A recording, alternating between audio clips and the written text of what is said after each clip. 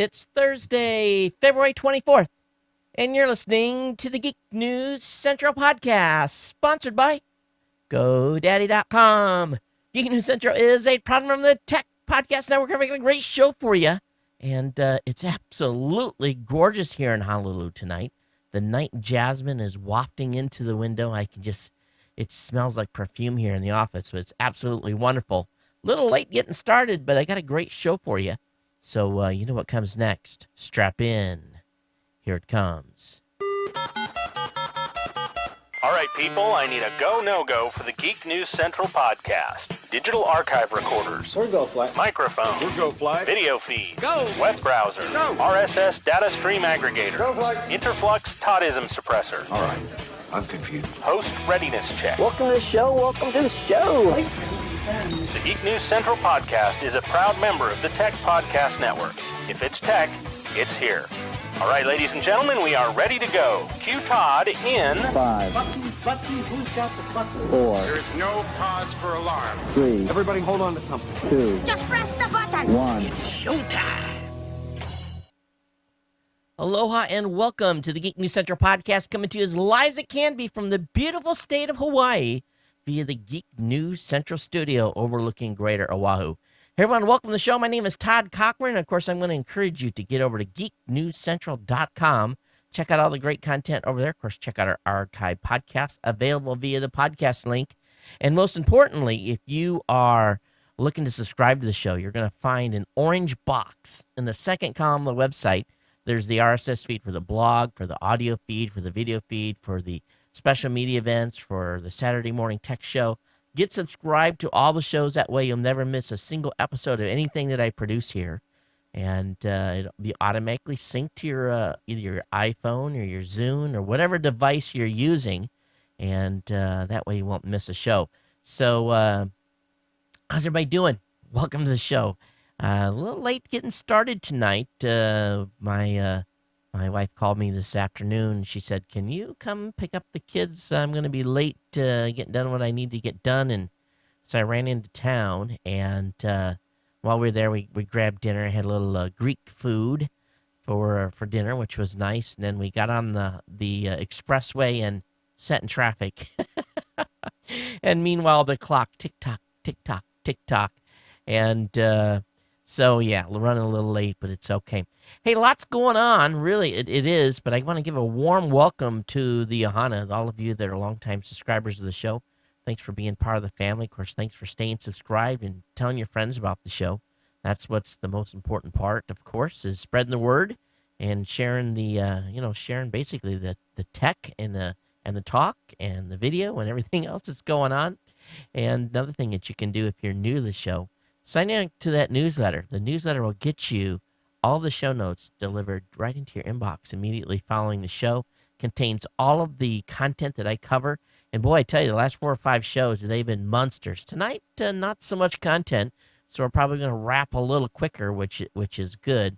And of course, if you're watching on the Roku or Boxy, we want to thank you for tuning in and watching the show there, of course, as well. One thing that I found with doing the longer the show gets, the harder it is for me to crunch the show into a small enough package to put online. And when I'm crunching a little extra hard, the video isn't as good. So it's to my advantage to keep the show on time and get you guys out of here on schedule. But if you've got comments on the show, geeknews@gmail.com, geeknews@gmail.com is the place to leave your comments and send me links, things that you find that's cool.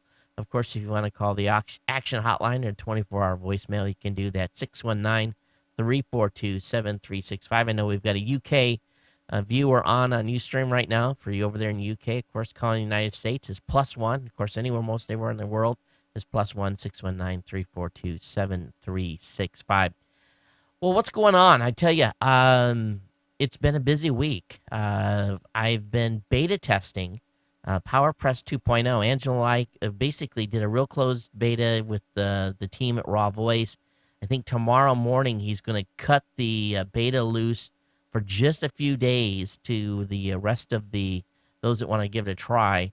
We've got a few tricks up our sleeves. We're going to be releasing the beta with a couple of, how should I say it, secret features that are not going to be revealed until we officially release it early next week. And I'm pretty excited. I think you guys are going to find what we release very cool. There's going to be a group of podcasters that are using a different plugin that are really, if this doesn't dangle the carrot for them to make the jump, nothing will. But we're pretty excited about this update. This is a 2.0 release of PowerPress. And some of the features you see at Geek News Central already, the last episode, which is up, if you load it in Chrome and Safari, if you load it in IE9, all the video stuff looks just a little different. And we're doing a little sleight of hand by making an implementation that will work really across HTML5, non-HTML5 enabled browsers, the whole 9 yards.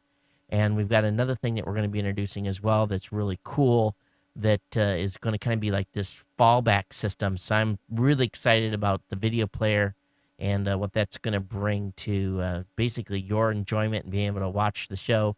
And, of course, the audio is always there for download or for listening live as well. Of course, I want to thank GoDaddy.com for being a longtime sponsor here at the show. And really, GoDaddy is, they help me keep the lights on.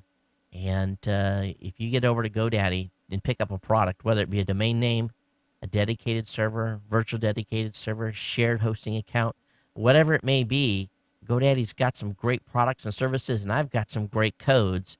You can use that CES25 code if you're a brand new customer to get 25% off your first order. If you're not a new customer and you already have a GoDaddy account, never fear. You go over to geeknewscentral.com/GoDaddy, and you'll be able to pick up any products you want. And nearly everything that you buy, I have a code for. And that Geek 199, you get .coms for $1.99 as a new customer. Geek 5 will save you 15%. Todd will save you 20%. Excuse me, Todd will save you 10%. Todd 20 will save you 20% on a 1-year shared hosting account.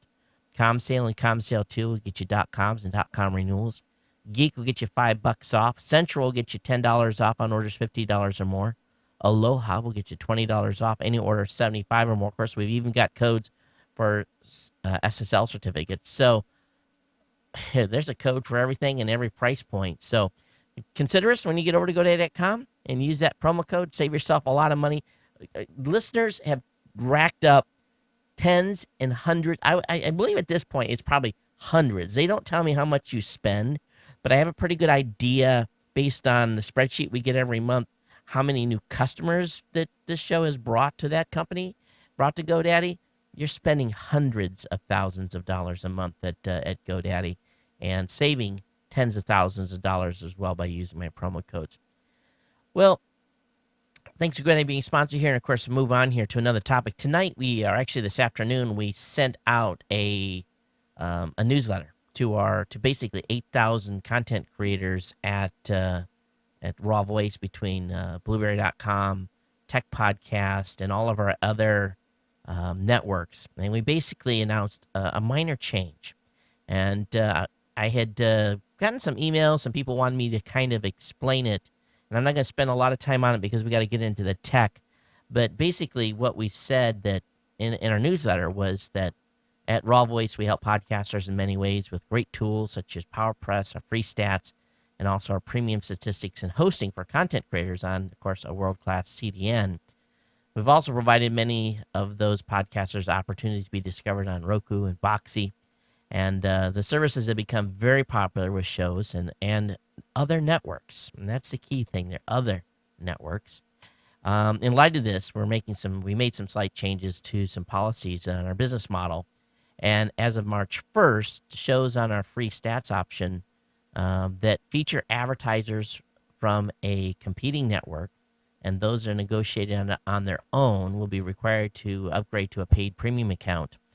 And that's what it really boils down to, is we've had a large number of networks that are directly competing with us for advertising dollars, setting up stats accounts for all of their shows and essentially getting free stats from us and then reporting that data back to their advertisers and getting that all for free. And we are going to call a halt to that on March 1st.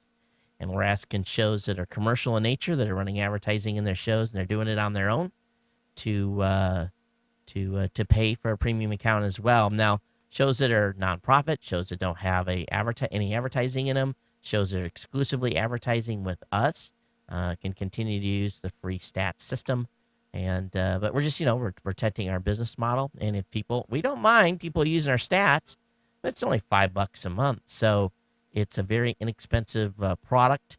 And we're getting ready to do a major update, so that's going to be huge. It's going to really, basically, we're kind of getting the cart before the horse and basically announcing the premiums required before we do the update. But it was something we needed to move on.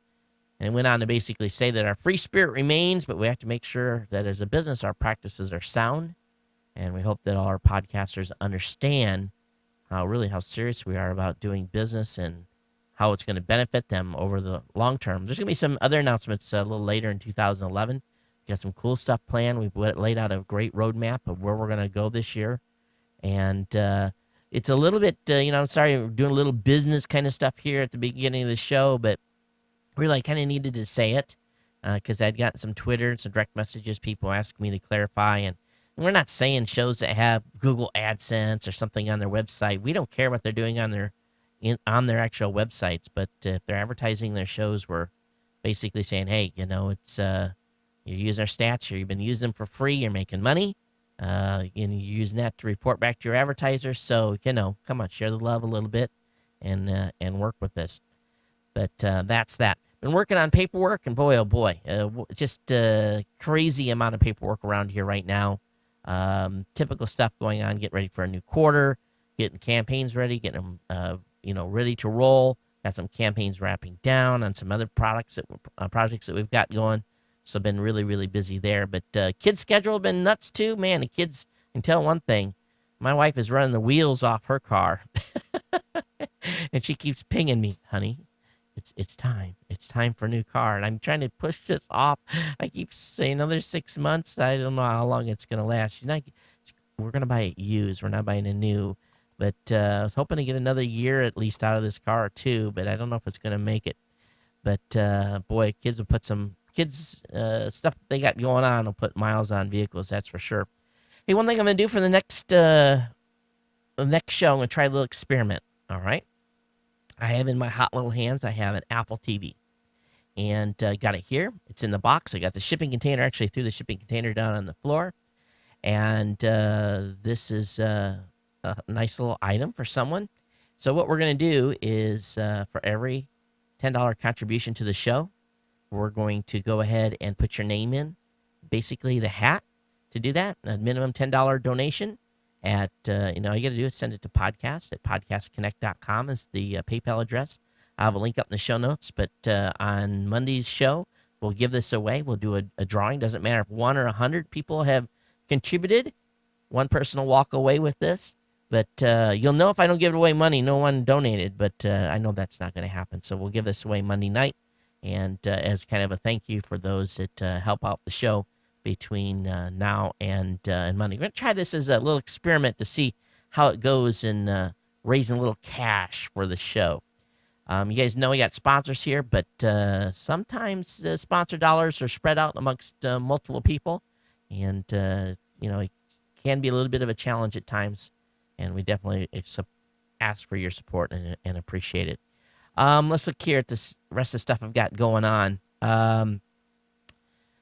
Basically, I think I'm real close. I've been working on some documentation, and I'm real close to sending us some paperwork over to our new show host that's going to be bringing the show on board. And hopefully be able to send that over to him tomorrow for his review. And then hopefully we'll have a new show starting here in about a week. And we'll keep our fingers crossed on that. And it's just taking a little longer than I thought to get all that paperwork drilled down. But I'm looking forward to being able to announce the new show that's going to introduce you. And we've had a number of people send me some emails in the last couple of days, and we're getting some crossover on show types that people want to do. So I need to get with a couple of folks that have emailed me and say, okay, we need to make some divisions here on where you're going to fall out in the type of content that you're going to create or if you want to create. I guess that's it. But I want to thank Audible, of course, for being a sponsor here at the show. And get a free book on me. And you can do that by going over to audiblepodcast.com/CES. I've been listening to, I've been driving a lot, stuck in traffic. So I've been actually listening to a lot of Audible books while I'm actually driving. And I had an email that came in from Trucker Tom. He's actually got a comment on Audible. We'll save that for the end of the show. But he's got something here that he wants to share about Audible. And, of course, Tom is a long-haul truck driver. And so if anyone knows about having to stay entertained, he does. And I'm sure he's going to share with us some cool stuff. So I'll have that near the end of the show, of course. All right, let me go ahead here and look at my list and make sure we've got everything done. Of course, if you're following on Justin or Ustream, I want to thank you tonight for joining the show. I definitely appreciate you staying up late and watching. It is greatly appreciated. And I think that's it again. If you got comments, geeknews@gmail.com. Voicemail hotline is 619-342-7365. Be sure to join me on Saturday for the Saturday Morning Tech Show. We'll be getting some hosts lined up tomorrow, and we'll have a great show starting at 9 a.m. Pacific. 9 a.m. Pacific on Saturday. All right, let me go ahead here and bounce open the stuff that I've got lined up for you. Of course, beautiful launch today by Discovery. Oh, my goodness. And it came down to the wire.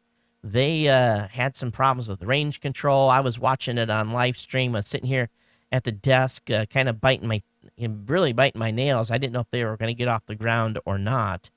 But with about 40 seconds before they were out of their launch window, the range coordinator said, "Okay, we're good, we're go." And they started the last 5 minutes of the countdown. They had like a 2-minute and 49-second window, or like 3-minute and 10 seconds or something like that, in which the shuttle had to get off the ground in order to be in the right position to catch up to the International Space Station. But with seconds to go, Discovery blasted off, had a perfect launch. I did notice in the ascent, I saw in one feed, and I don't know if any of you are watching as well, and I'm waiting for the news to come out on this and for them to talk about it. But during the ascent, I actually saw a piece of foam kind of float and hit the underbelly of the shuttle and then go off into Never Never Land.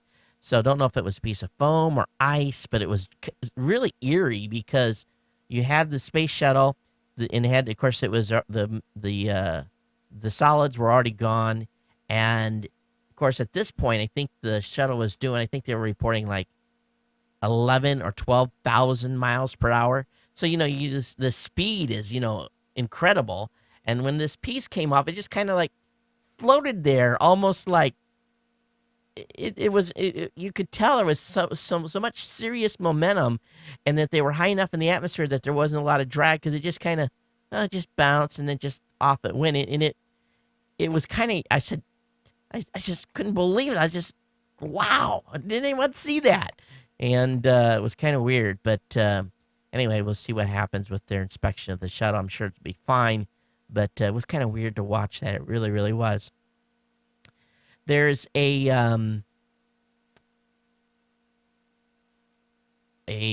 a trash hauler, or the ATV, the European Space Agency's ATV, has made it to the International Space Station, and 8,000 pounds of goodies have been delivered, and they're going to start. I think they're going to start unpacking that tomorrow. They're going to have a heck of a traffic jam up there, with 6 astronauts already on the station. And then they're going to have, the shuttle crew. Boy, oh boy, it's very busy up there. And we'll see how it all turns out. But should be a fun week to watch NASA TV and all the activities going on. There's been also at least 8 private spaceship builders have made NASA's shortlist to get a chance to divvy up $200 million of NASA's budget to work with third-party companies. So look forward to see how that's divvied out and what happens from there. One little last piece of space news before we move into tech. Pretty good article over at dailygalaxy.com talking about bizarre alien matter discovered at core of a supernova. And scientists are a little bit puzzled. They're seeing this alien matter, and what it is, I think it's It's basically because it's so hot in the middle of this, and this, remember, this supernova went off like 400 years ago. So what they're seeing is they feel like neutrons or something that have turned into a liquid state. How they see all this stuff, it kind of blows my mind, to be honest with you. But that's what they're saying. A pretty good write-up. I'll let you guys read through it. And pretty bizarre stuff. And they've been able to replicate some of this on Earth in cold temperatures, but nothing at the high point.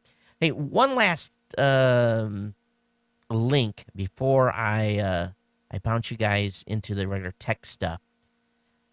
NASAtech.net.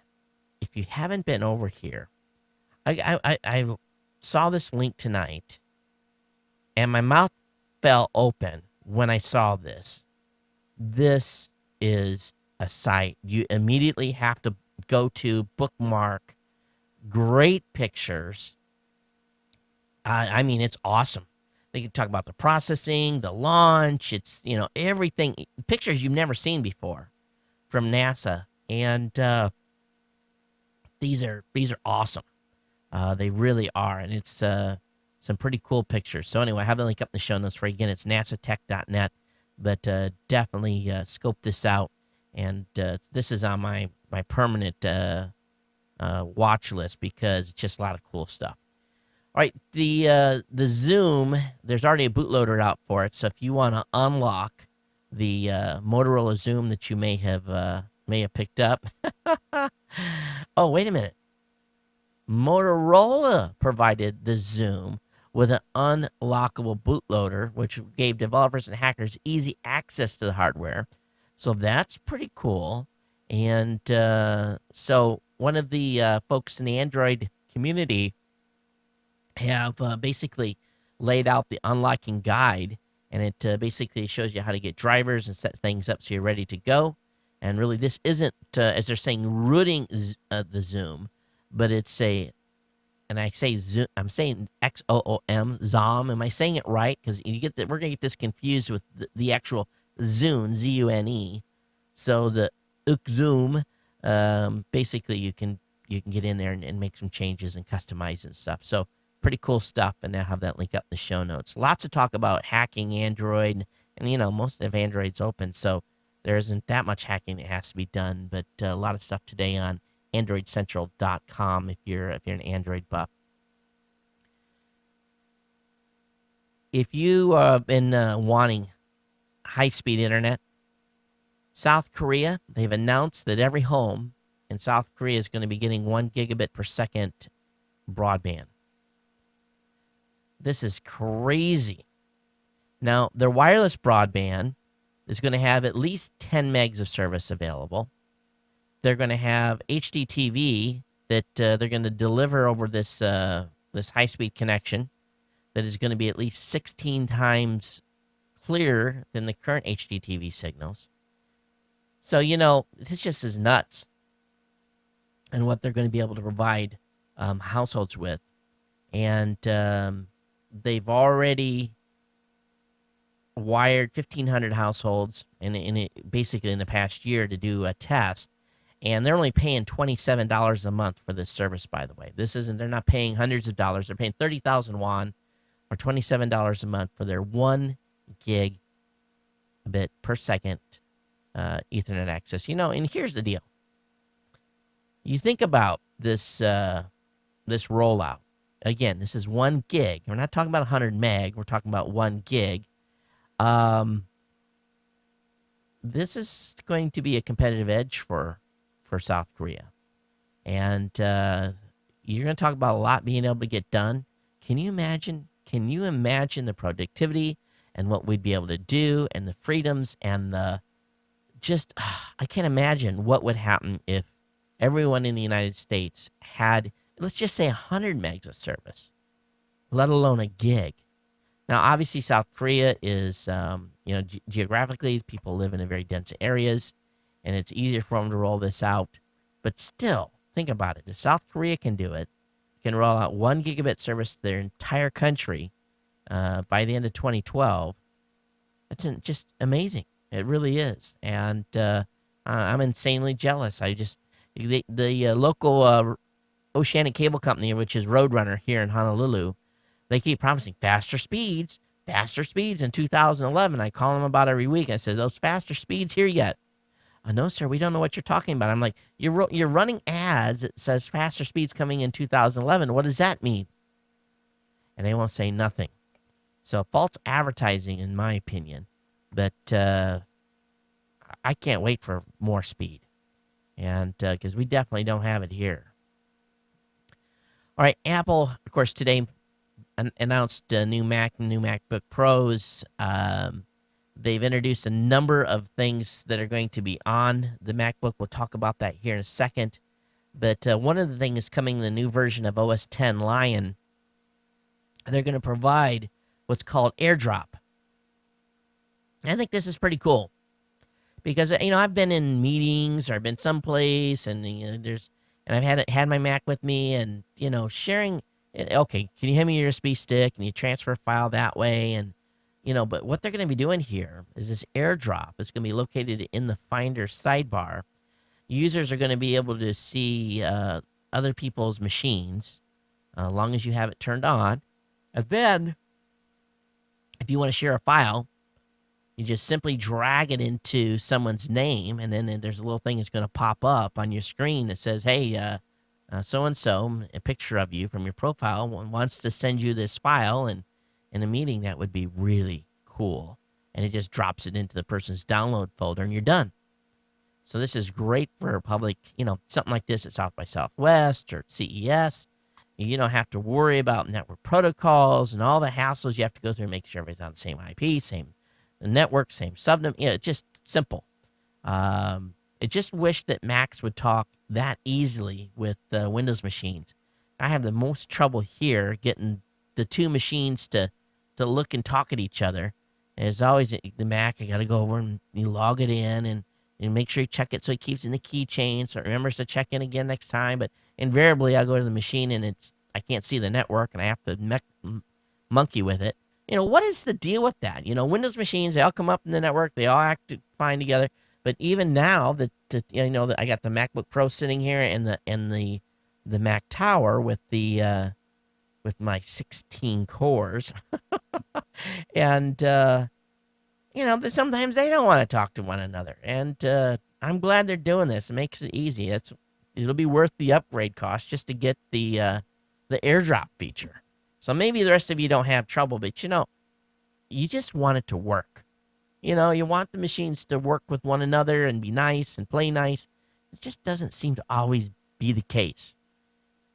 Now, Apple's removed Mobile Me from the online store, and they've discontinued retail boxes. And I'm like, crap, because I just updated about 2 weeks ago my wife's Mobile Me account, and I don't know what they're going to be doing here, but Engadget says, hey, it's going away, and this is anticipation that both single user and family packs are no longer going to be available. And apparently Apple is saying that the service will undergo some scheduled maintenance, and they may be making some changes here. And I don't know if they're going to make it free, but obviously they have had, some sort of probably didn't sell real well. So maybe they're going to make it free. I don't know. Does anybody know anything? You guys got any rumor control on this, on what's going on? But, you can't buy it no more. Did any of you Mac users even buy it or pay for the service on a yearly basis? I know probably some of you did. Let's, I thought I had all the Apple products together. Yeah, here's another article. Apple FaceTime for Mac is finally out of beta. It's available at the Mac App Store for 99 cents. So now you can essentially download this to your Mac, and you can use FaceTime right on your computer, which is pretty cool. And that'll be available for you. Now you just don't have to go cell phone to cell phone. But let's talk a little bit about the new MacBook Pro. And let me just bring this right up on the screen for you here. And finally, finally, you're going to be able to get a MacBook Pro with a quad core in it. About time. I got the machine sitting down here on the floor that I'm using to push the stream to Justin.tv. I've had it more than a year with a quad core in it. I think the computer cost me about $800 because I loaded it up with graphic cards and memory. But pricing out the new MacBook Pro and oh man, oh my gosh, you had better hold on to your wallet. In Mac, traditionally Macs have been expensive, and they have not at all reduced the price. The 13-inch starts at $11.99. The 15-inch starts at $17.99. And the 17-inch starts again at $24.99. So let's go over here to let me click the Buy Now button. And let me go ahead and click on a 17-inch, 2.2 gigahertz, quad-core Intel Core i7 with 4 gigs of RAM, 750 gig hard drive. I'm going to go ahead and select that. And let's see what happens here when I add some features. If I want to go up to the 2.3 gigahertz quad-core, that's another $250. If I want to take and go from 4 gigs of memory to 8 gigs, that's another $200. 750 gig hard drive, that is woefully too small. So I definitely want to get let's drop a 500 gig. Well, let's see here. How can we do this? Is it going to let me pick up? Yeah, let's put a solid state drive in here. Let's go with do I want a 5400, 750 gig drive, or do I want a 500 gig serial ATA drive at 72? Well, I got the need for speed, so let's take a lower hard drive size. We can always use an external on that. That's another $200. I don't need I want the high resolution anti-glare screen. That's extra $50. Let's see here. Do I want a backlit keyboard? Oh, that's all the same. So that's the same price. And how much does that come to? $29.99. I think I can buy about 4 Windows PCs for that price. 2.2 gigahertz quad core, Intel Core i7, 4 gigs of RAM. Base model, 750 gig hard drive, 5400 RPM. Intel HD graphics, AMD Radeon HD 675M with a 1 gig GDDR5, and built-in battery that will last 7 hours. Oh, and it can ship it to you in one to 2 days. $24.99 base price. Whew, fanboys, I'm the first to admit we've got, I've got 3 Macs here. I got 2 MacBook Pros. I've got a MacBook, and I have the machine I do all the video processing with. Don't get me wrong, but I don't know if my son came up to me today and wanted me to buy him his own Mac, even the 13-inch at $11.99.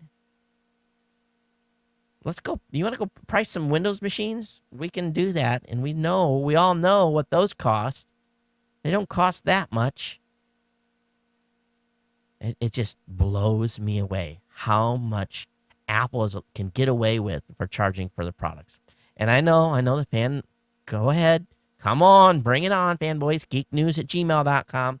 Tell me why. Tell me why. $2,900 is an acceptable price for a 17-inch MacBook Pro, which you're probably going to want to replace in about 2 years. Wow.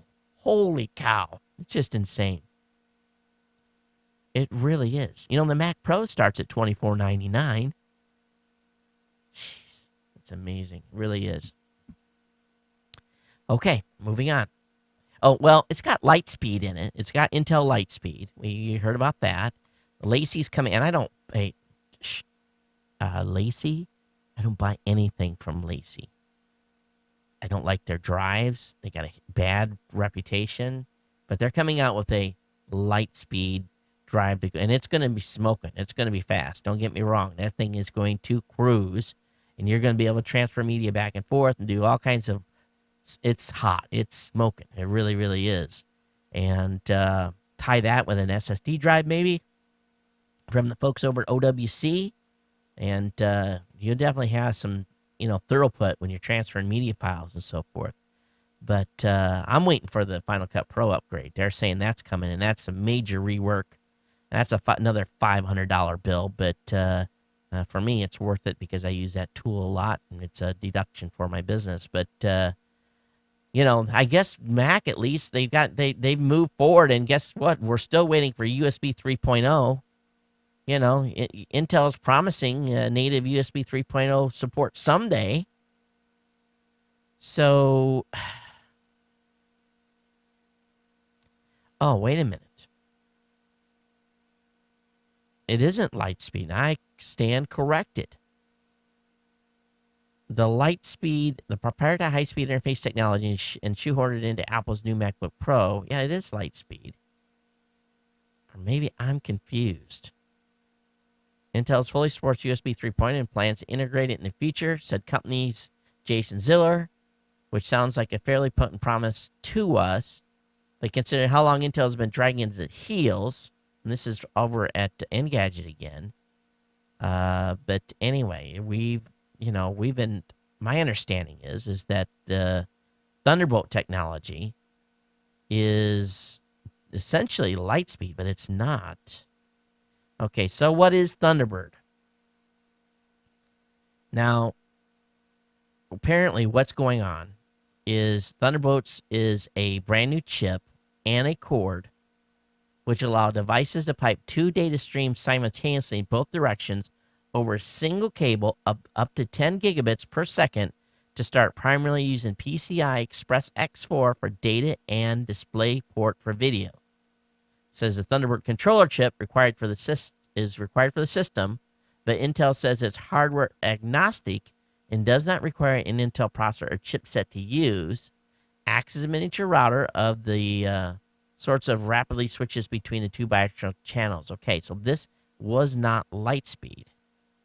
So this is just a new, this is what they're calling Thunderbird. I am thoroughly confused because my understanding was that they were going to be, and is this USB 3.0? Is this really what that is? All right, as you can tell, I'm as confused as the rest of you are right now, and I will get to the bottom of this and get back to you, and we'll talk about this a little more. But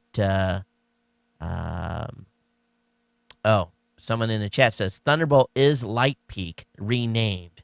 Okay, so I was on the right path, I guess. Okay, all right. Thank you very much. Let's move on here. If you are, any of you have girls or Girl Scouts? Well, Ohio Girl Scouts are accepting mobile payments for their cookies. Your Thin Mint craving starts now. You can basically, when you go and they see the Girl Scout selling cookies at the local Walmart, basically they've teamed up with Intuit to accept credit cards using the company's Go Payment app and a company card reader. So basically, you just scan it right there when they're selling them. So that's pretty cool. So it's actually not using your mobile phone, but they're using a mobile phone to do that. So that's pretty smart on their part. So you don't have to have cash. You just pay for your Girl Scout cookies with a credit card, and you can buy more because you won't feel so guilty until the bill comes later. So smart on the Girl Scouts for doing that in Ohio. Let's talk about a couple of articles over at Geek News Central. This morning, I penned an article talking about really the Chinese. And I kind of did a spin on words here. It says, who to be worried about more, the Chinese or Anonymous? As a individual that has a number of servers, believe me, I have no fight with Anonymous because they have proved themselves to, they want in a server and they want to do damage, they are going to do it. I don't think there's very much to stop them at this point, which is kind of scary. But, it's been very evident that Anonymous is a group that really anyone running publicly accessible servers should avoid. We should probably stay away from them. Now, we know that Anonymous publicly embarrasses folks. We're going to talk about how they embarrassed the Westboro Church today. But as being reported on Bloomberg this morning, it appears that industrial espionage, and I'm going to say that with deep, dark tones, is alive and well. It's been revealed that Exxon, Royal Dutch Shell, British Petroleum have essentially been owned by the Chinese government hackers for about a year. Now, if you really think about this, what does the Chinese want from Exxon and Shell and British Petroleum? Well, let me think. They do exploration. They have maps of where potential oil reserves are. Lots of millions of dollars into exploration stuff. Well, it appears that the Chinese have downloaded that, and they're going to use that for their own drilling rigs. And once again, the Chinese, if they can't build it on their own, they steal it or reverse engineer it. And as I say in this, maybe I'm a paranoid retired Navy guy, but I'm going to tell you, if these companies and our government and everyone else cannot get their beep together and get their servers secure and protect this valuable data worth trillions and trillions of dollars, we're going to be screwed. Think about it. Here you got multinational companies who have some of the most sensitive data. I don't own any stock in any of these companies. And we're all probably, many of us are not fans of the oil companies, okay? But at the same time, do you want the Chinese to have this data instead of Exxon, Shell, and British Petroleum? I would much rather have those companies have that data and keep the oil flowing to us so we can drive our SUVs and keep our power grid on. At least here in Hawaii, we don't have no coal here.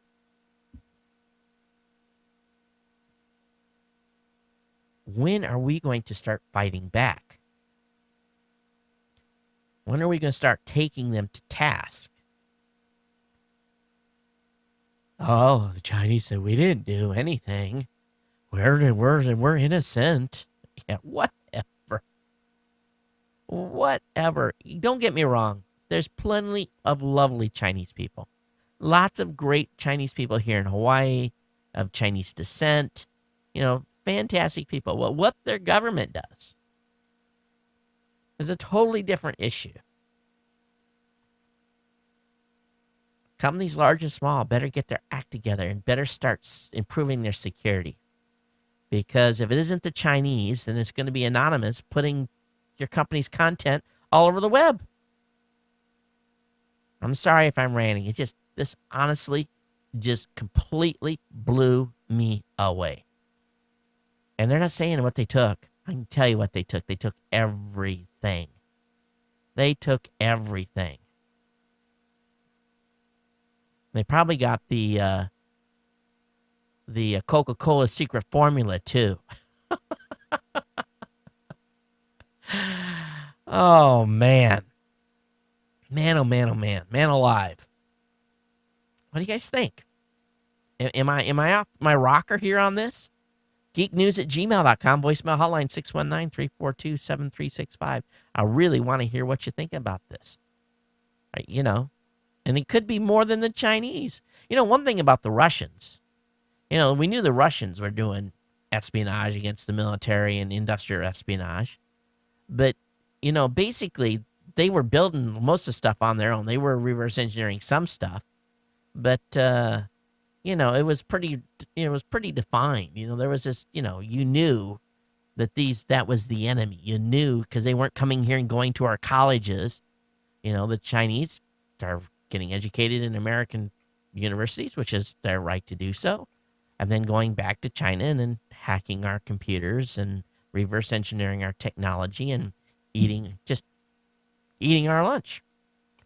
So maybe I'm wrong. Maybe I'm off my rocker and I'm a conspiracy theorist, but this has got to stop. All right, let's go to a different topic.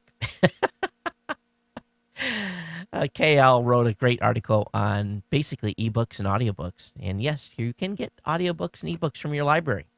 And we have been you can get movies from your library too. If you haven't been to your local public library lately, I suggest you do so. And she's got some suggestions here on what happened when she went to hers.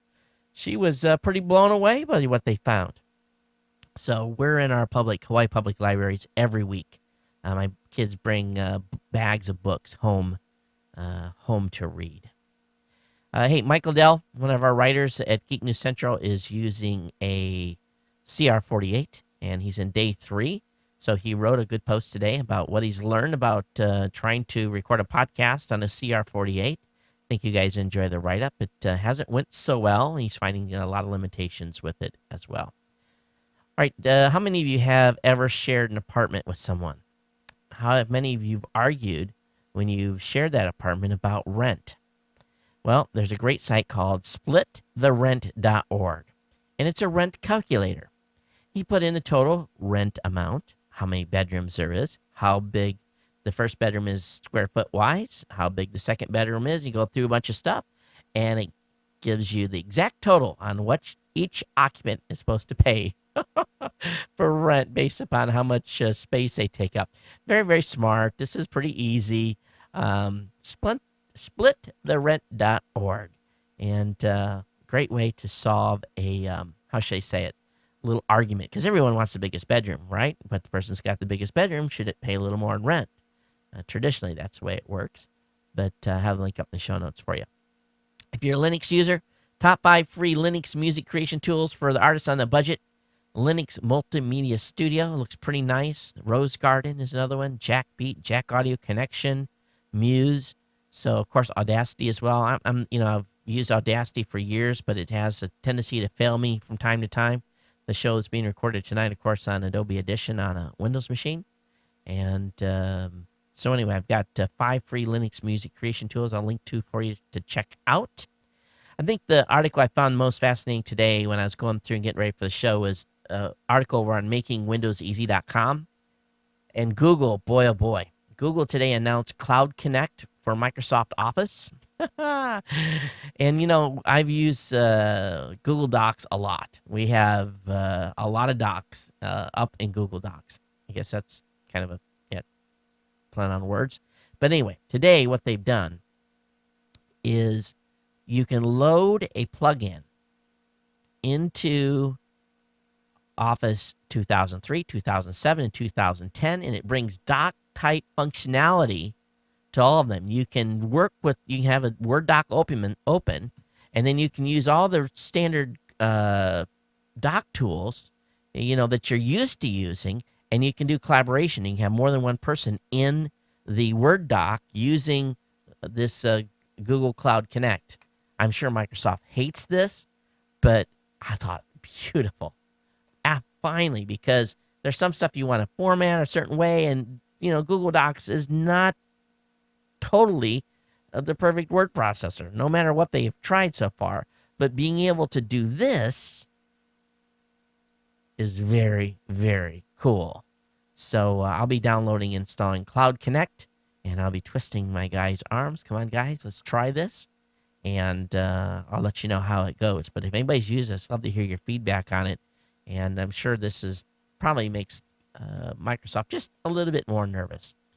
All right, of course, Amazon here just announced for Amazon Prime members that they would be able to do unlimited streaming. And a survey that's been run says that Netflix subscribers could jump ship to Amazon.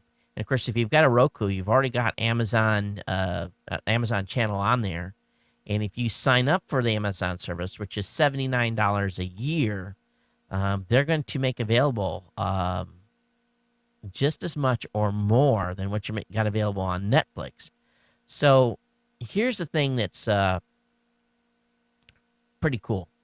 36% of existing Amazon Prime subscribers said that they would cancel Netflix and use Amazon Prime Instant Videos instead. An additional 33% said they would keep their Netflix subscription and use both services. That's what I'm going to do. With 10% saying they would continue to only use Netflix, maybe. Meanwhile, 21.5% said they didn't know how they would use the service. So it might be worth it for you, if you've got a Roku box, to go out and sign up for Amazon Prime and give it a roll for, I don't know if you can sign up on month to month at $79 a year. Might be worth it just to give it a roll. And then if it turns out it's better than Netflix, you can cancel your Netflix subscription, which is month to month. So I'm going to do it. I'll go ahead and pay the subscription, and I'll let you guys know how it goes over the weekend when we watched some movies. But I'm telling you what, I'm missing some of my stuff that I can't get because we've cut the cord, and I'm looking for it online. I'm trying to. I would pay for it, but there's stuff I just can't find from Discovery, from TLC. So that's the only thing is I've not liked about cutting the cord so far. Over on New TV at Giga, they're talking about is pay TV making a comeback, and essentially what's going on here. After 2 successive quarters of subscriber losses, the big TV providers may be making a little bit of a comeback. Comcast TV Everywhere might be paying off, but they feel that what could have drove the numbers here is potentially with Q4 and Q1 being big sports quarters, is what's driving people not to unsubscribe from their cable TV service. I'm gone. All right, hey, over on Gizmo, I love this site. This site finds me all kinds of cool stuff. I don't know where they get their source information on this, but my wife would not allow this in my house. But fellas, what do you think? What it is? It's a lab nav, and for those of you watching the video, you can check it out. It lights up your toilet for those late night bathroom trips. And I like the one because it's got a target. And if nothing else, I could do this for my 2 younger gentlemen that are in the home that have how should we say it, an aiming problem from time to time. And it's a simple solution for that, though, what I found is you make them clean the bathroom every weekend for a couple weekends in a row, and the aiming issue kind of goes away. But anyway, this Lav Nav lights up. It's $32. And the only thing is you hope it has really good stickum tape, because I'd hate to have to fish this thing out of the bowl when it didn't hold real well. So one thing that anyway, I'll have that link up in the show notes for you. Another product that I found was, we actually saw this at CES. We have a video on it. It's called the Nomad Brush and iPad. This thing's pretty cool. You actually use a brush and you can paint. If you haven't seen this video, I saw it over on Gizmo. It reminded me of the interview that Jeffrey did. So just do a search on Geek News Central for Nomad. I'll see if I can find it, put it up in the show notes. But I will give Gizmo credit for this, for kind of doing the hat tip and reminding me. But if you are, like to try painting, and you want to try painting on your iPad, and you can save this, and you can come back to it later, which is cool. Check out the demo on this. It's really, really cool. It really is. And you can change colors and mix, and it's fun. And if nothing else, your kids will just absolutely have a ball with it. It's $24 for the program and for the actual for the brush.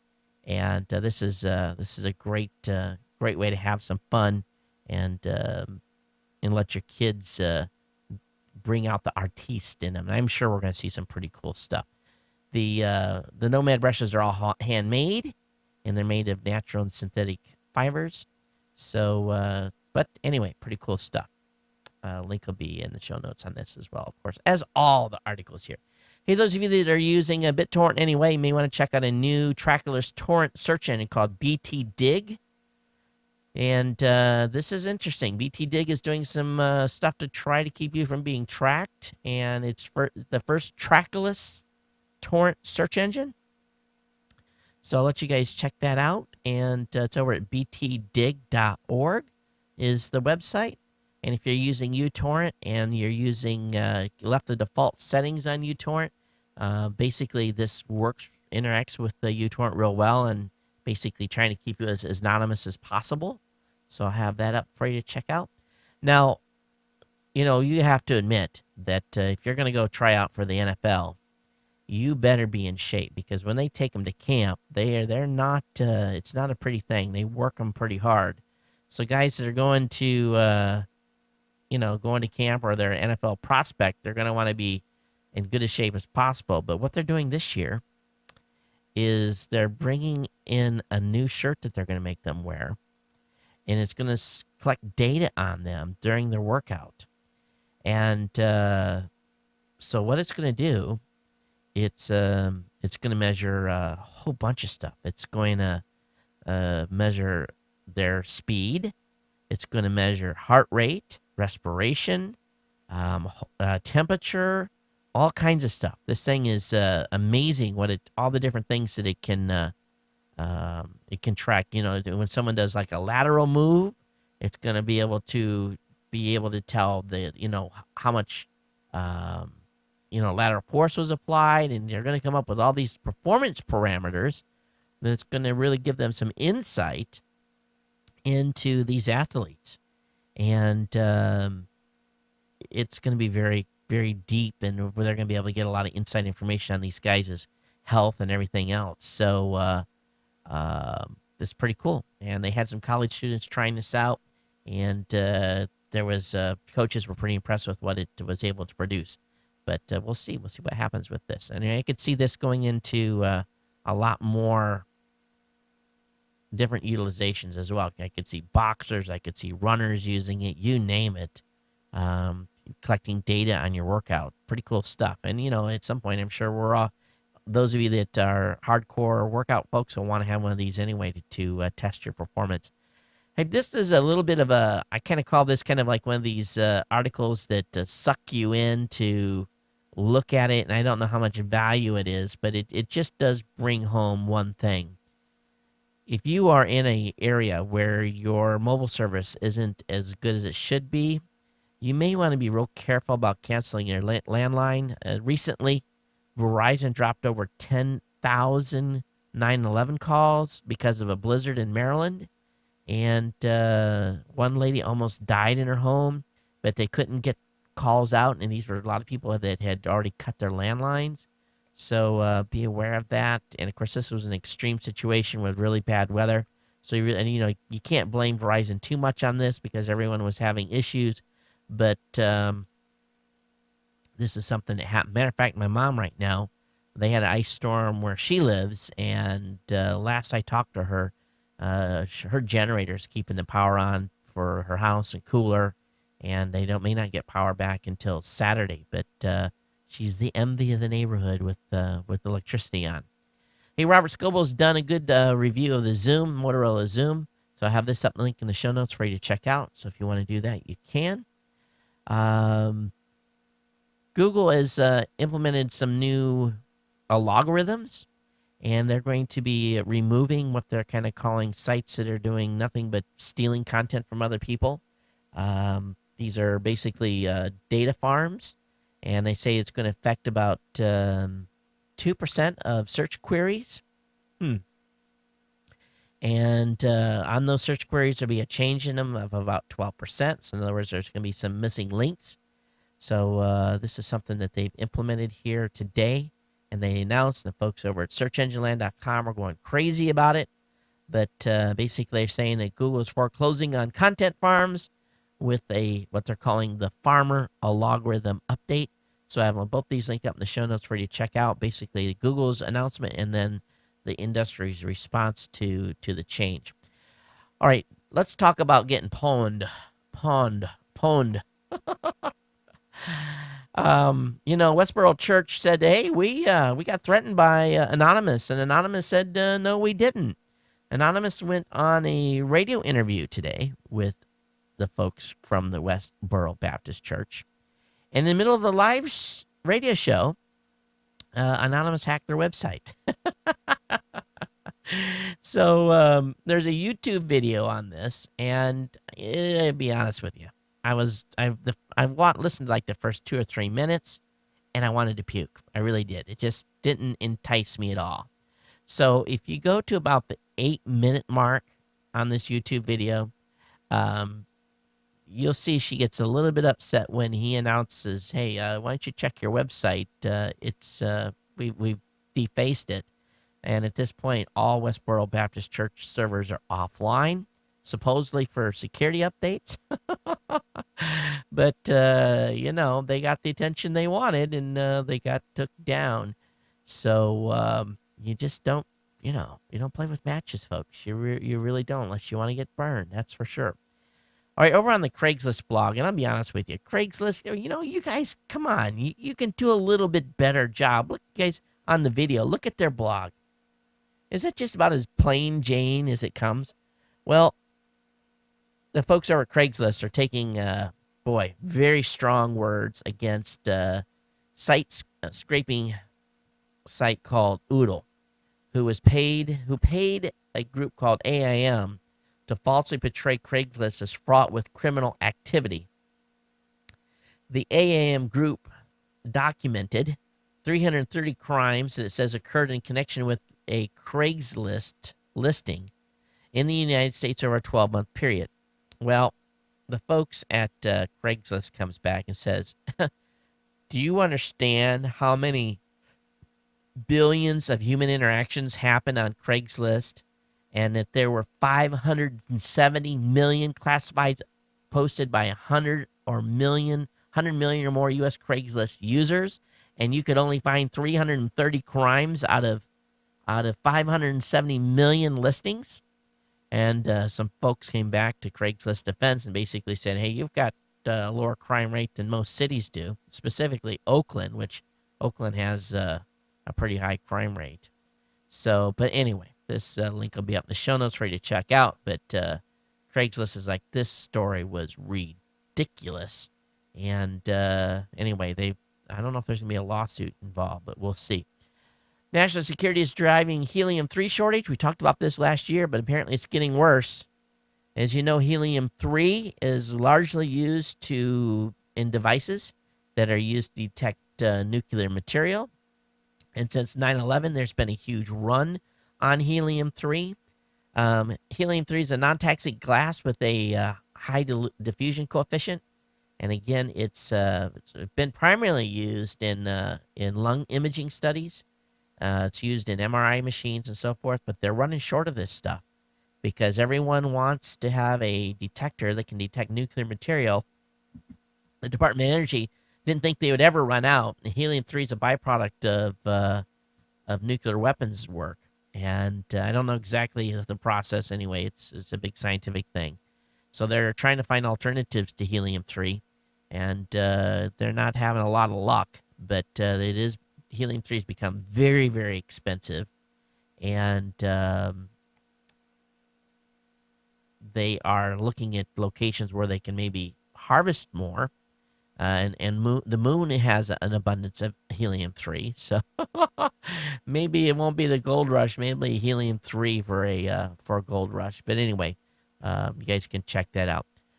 I found this more interesting is the article another article on Bloomberg today was talking, of course, we talked about the Chinese and their hacking ability, right? Well, Huawei, that's Huawei, Huawei, says it's no threat to U.S. security and invites probe. Huawei Technologies said its perception that the Chinese phone network equipment maker threatens U.S. national security are unfounded and invited the government to probe the company about any concern it may have. Over the past 10 years, we've been buying up things in the United States. We've encountered a number of misperceptions that hold about Huawei. He says, we sincerely hope that the United States government will carry out a formal investigation on any concerns it may have. We're already putting Chinese stuff in our homes. We're using phones that are made in China. All of a sudden now they're all worried about this company? They are already, if they want to do damage and put sleeper type of chips and subroutines into products, they've already done it. The cat's already out of the bag, folks. But the government denied them the ability to buy a couple of patents that were surrounding some stuff that the U.S. Commerce Department thought would give the Chinese government some unfair advantage. So that was denied. I didn't know if they could actually do that, but they did. Microsoft has fixed a hole in its antivirus engine. So if you have been using that, make sure you get an update for it as well. And I think probably the coolest article of the day is Australia is confirming that internet service providers are not copyright cops. The Federal Court of Australia has dismissed a case from the movie industry, which argue that ISPs must take action against file swappers based on allegations of infringement from copyright holders. The case against ISP iiNet was an appeal of the original judgment in the matter, which also went against right holders. Now, they did kind of leave an opening for the movie industry and how to address some of these issues. So it didn't completely take the internet service providers out of the loop. But if they want people shut down, they're going to have to pay them to do it. And they're going to have to provide very specific information to the internet service providers. So Australia, we applaud a great decision in the copyright violation space. We'll see what happens from there. All right, we talked about that national broadband map here recently. Well, there's a place in there where you can put in an address. And I went ahead and put my address in, and I'm not going to show, well, it's not public where I live. But the search results for providers in my area shows that I can use Hawaiian Telecom at 10 to 25 megs per second and Time Warner at 10 to 25 megs per second. And then available is Clear, Sprint, AT&T, and Verizon. Most common speed is 10 meg to 25 megs. Time Warner, I think we get 10 megs down. Hawaiian Telecom, no. I only get 3. But anyway, if you want to find out about what's available in your area, the National Broadband Map has a place to put in your address, and you can find providers in your area and find out what's available speed-wise. And I'll show you what your neighboring community has as well, and a rank within your community. So if I rank my community here, and if I look at speed and I generate the list, what does it tell me? Where am I at in the list? I'm 31st out of 54 listings. So we're not the slowest, but we're definitely not the fastest either. Hey, over on ours, they're talking about piracy at the really affecting worldwide sales at the movie theaters. 2006, movie sales were $25.5 billion worldwide. 2007, 26.3. 2008, 27.7 billion. 2009, 29.4 billion. And lo and behold, 2010 was a record year, up 8% in total box office revenue, 31.8 billion. So it looks like people that are out there stealing movies are having a very significant effect on the bottom line of movie theaters worldwide. Yeah. All right. This should not come as a shocker to you. In the last article of the night, more than half of the money paid into the high-cost Universal Service Fund is not going to provide universal service. The Universal Service Fund is obviously just this big cash cow for the providers. In the latest auditing, 59 cents of every dollar that goes to the big telcos from the Universal Service Fund does not go towards universal service. Instead, the telcos just take that money and do other stuff with it. So 59% of every dollar you send in the Universal Service Fund, it's not going towards universal service. The telcos are just using it as they please. And I don't know how you feel about that, but that's ridiculous. Okay, let me go ahead here and let's play the 2 audio comments I have, and that's going to take us out towards the end of the show. I do believe I have a couple of emails as well. Let me go ahead and turn the volume up on this. Hang on. And let me go ahead and play the first comment here. Hey Todd, Tom Wiles here, a.k.a. Trucker Tom. Been listening to you talk about your experiences with Audible in recent months. I've been an Audible subscriber, I guess, for about the better part of a year, and I've been thoroughly enjoying it. I'm on the 1 book or 1 credit per month plan. The recommendation I want to make today is Atlas Shrugged. Got the unabridged version. Got that, I don't know, it was a few months back, and thoroughly enjoyed it. Atlas Shrugged, I'd heard about it all my life. Never did get around to reading it. I guess it's a 1,100-page book, and I just don't have time for much reading. And so it's much easier to be able to listen to. Obviously, I got a lot of listening time while I'm driving my truck. And so I thoroughly enjoyed that. And the reason that I want to bring that up, besides the fact it's a great book just to listen to, is the fact that there's an Atlas Shrugged movie that is coming out on April the 15th. Atlas Shrugged Part 1. You can go to atlasshruggedpart1.com, and they've got a movie trailer and actually a clip from the upcoming movie. It's going to be broken down into 3 parts. The movie is, and so I'm really excited about it because now that I'm familiar with the Atlas Shrugged story, the novel, it's going to be fascinating to kind of see how they render that into a movie, the 3-part movie.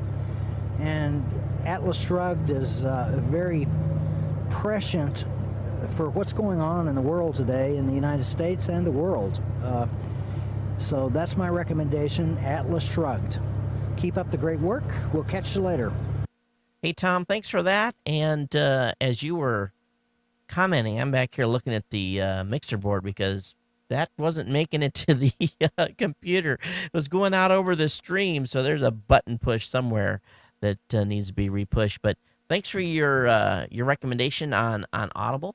And, of course, again, if you want to get a free trial, you go to audiblepodcast.com/CES to get that 14-day free trial. And I've got one more voicemail here as well.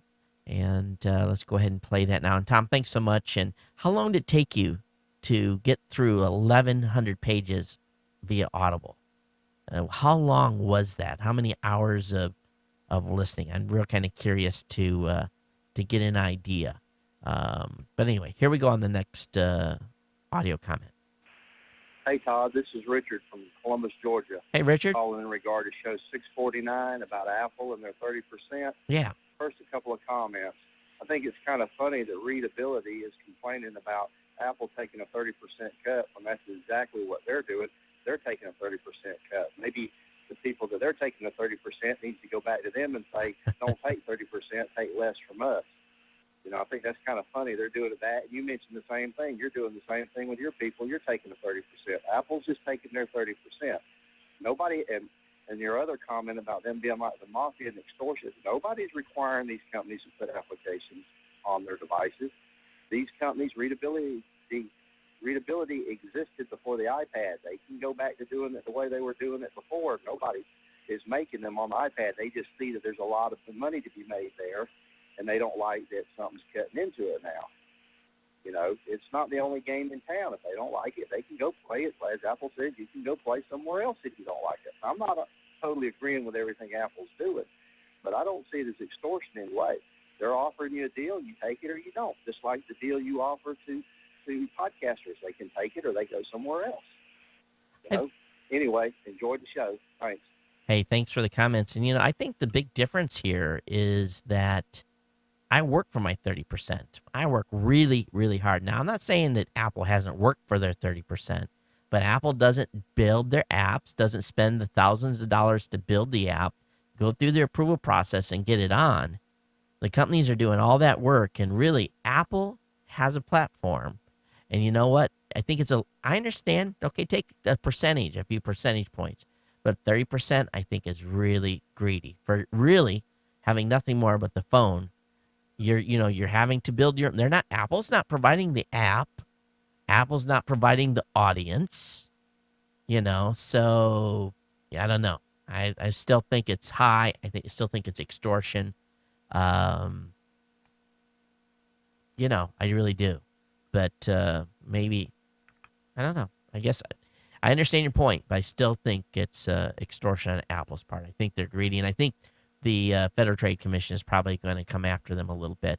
They're already looking into this. So we'll see. We'll see how this all turns out.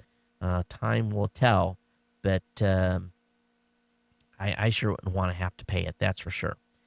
Someone sent me a NBC Universal. Actually, it was Robert sent me an NBC Universal link to an NBC Saturday Night Live clip of Mom Jeans. We've killed this already. Thanks, Robert, for that. I appreciate it. It is greatly appreciated for your link. Got an email here from Richard talking about, Todd, you should read this. A phony firestorm rages over Apple's future. So I'll have that up in the listener link. We appreciate you sending that in. I got a article here from Jim. He says, "Hey Todd, from the New York Times, workers sickened at an Apple supplier in China. The company had said it ordered a contractor to stop using a toxic chemical making iPhone screens, but workers said they were pushed to quit." So I have this link up in the show notes. So it's more slave labor type stuff going on in China. Got an email here from Jeremy, and he sent me a TechCrunch article. It says, next question? What's a publishing app? And this is in response to Steve Jobs basically saying, "Oh, this doesn't apply to publishing apps." But anyway, I'll have these links up in the show notes. So everyone that sent stuff in, I appreciate it very much. And for those of you that have hung out with me here for the past hour and 16 minutes, it's greatly appreciated that you've tuned in and have watched. Of course, everyone that's up on Ustream and on Justin.tv, thanks for hanging with me tonight as well. I'll be up after the show's over to chat a little bit. But for everyone else, hey, we'll be back here Saturday morning at 9 a.m. Pacific for the Saturday Morning Tech Show. We'll do it live. Have a couple of guests come join me. And, of course, if not, we'll be back Monday night for the live show with a Tuesday release of the show and Friday release of the show, of course, as always. Again, my name is Todd Cochran from GeekNewsCentral.com. And, of course, send your comments to geeknews@gmail.com or the voicemail hotline at 619-342-7365. Until next time, everyone, take care and aloha.